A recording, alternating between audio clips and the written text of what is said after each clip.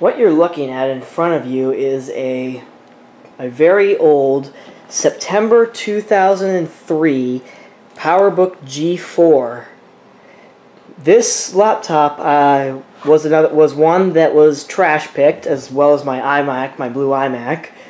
And I actually found this while on a job. This is the same model as B Bishop Comworld, I think is his username. I'll put a link to the video in the description, but it's the same PowerBook, 15-inch G4, and I found this when I was at a job. It was over a year ago, so this is not a recent find, but over a year ago, I went to a client's house because I have my own little computer business to to fix a Mac where the OS files were corrupted, and I had to reload OS 10 Lion on there since Lion was still supported during that time. And when I left, I saw this beautiful, pretty much almost perfect condition PowerBook G4 lying by the trash cans in the neighbor's driveway. So I decided I'd pick it up and take it home. It also came with a wireless card, and the CD was sitting right by it. So I threw it in my trunk and took it home. Now, it's not in perfect condition. You probably can't see it through the camera, but there are some streaks and scuffs on the lid here. As you can see, the magnet, it doesn't stay closed anymore. The magnet is worn out and it won't clip closed anymore. Here's the bottom. You can see it's a little scuffed up. And I don't know if you can see this in the camera. Let me just turn it around here. But you may notice that the aluminum is starting to come a little loose.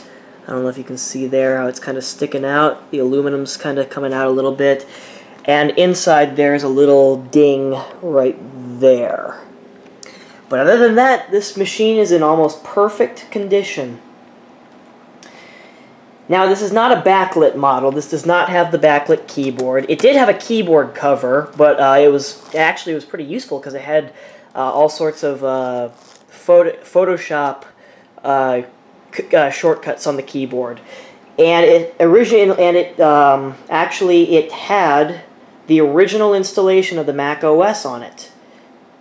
So, but of course I upgraded it, and upgraded the RAM to 512 megabytes with a couple 256 DDR RAM sticks I had lying around. So let's go ahead and fire it up and take a look at how fast it boots up. Now, unfortunately, I have the speakers muted because I take this to class sometimes, and I can't have it playing the Apple boot sound every single time the power button is pushed. And the display does take a long time to come on, for some reason. Did I even hit the power button? There we go. Okay, for some reason I guess I just didn't hit the power button hard enough. So in a second here you should see it start to boot up. Any year now. There we go. Here's the Apple booting screen. This machine's specs are as follows.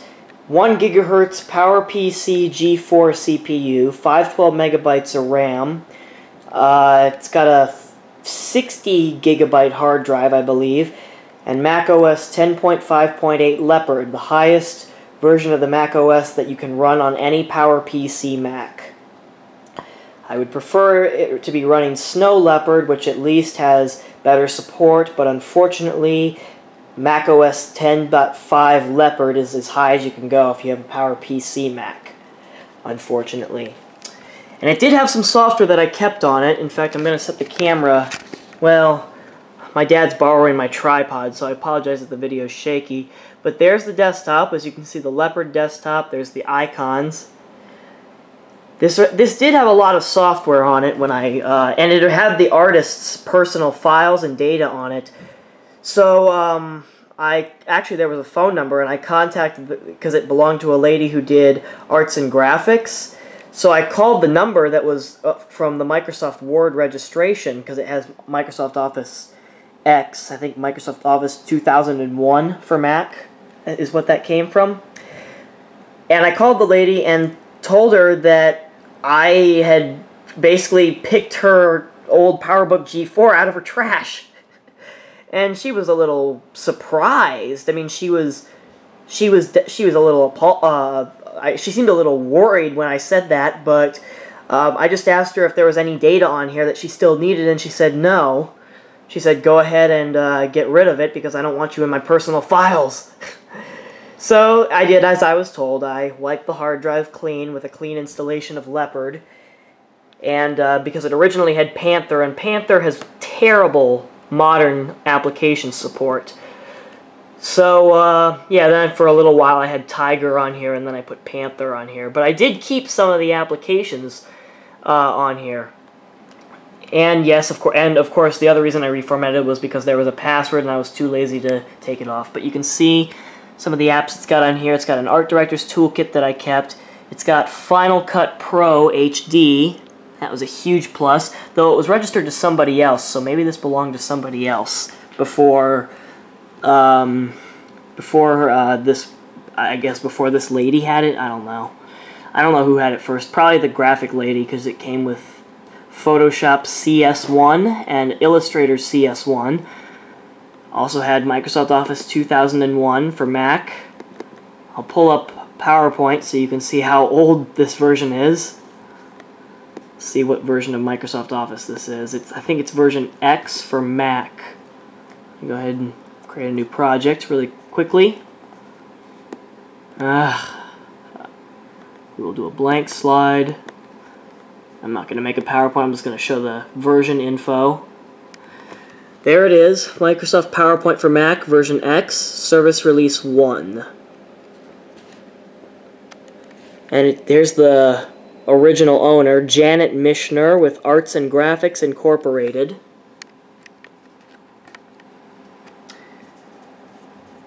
So that's Microsoft Office on here.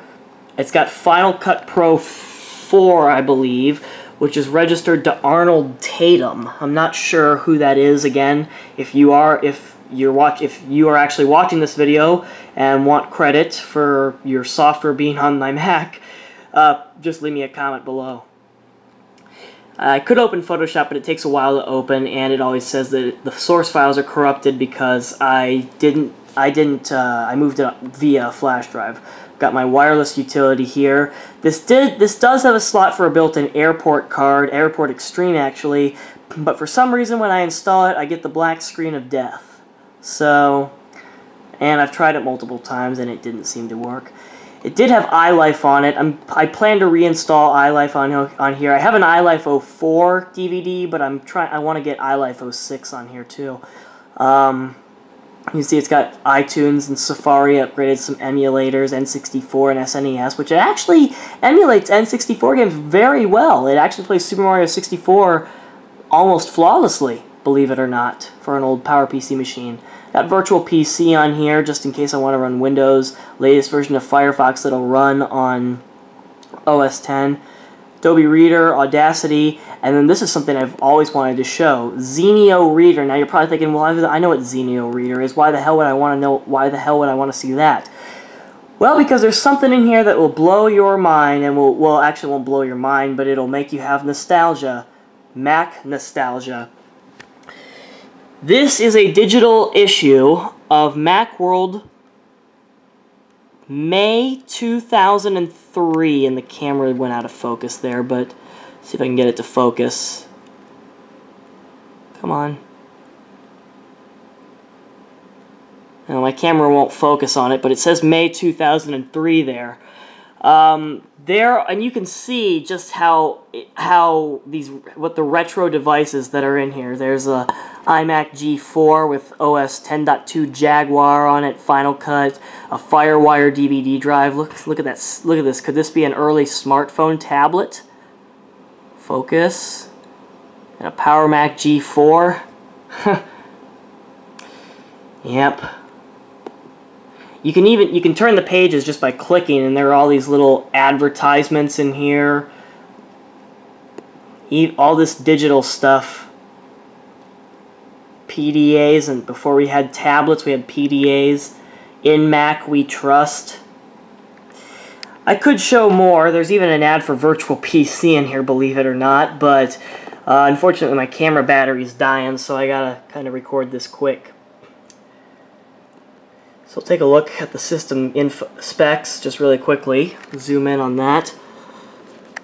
As I said, it's running OS 10.5.8 Leopard, 1 GHz PowerPC G4, 512 megabytes of DDR SD and a 60 GB hard drive. And I found this just lying in someone's driveway in this good of a condition. So if you live in a rich neighborhood, you might want to look through people's garbage. You just might find a treasure just like this.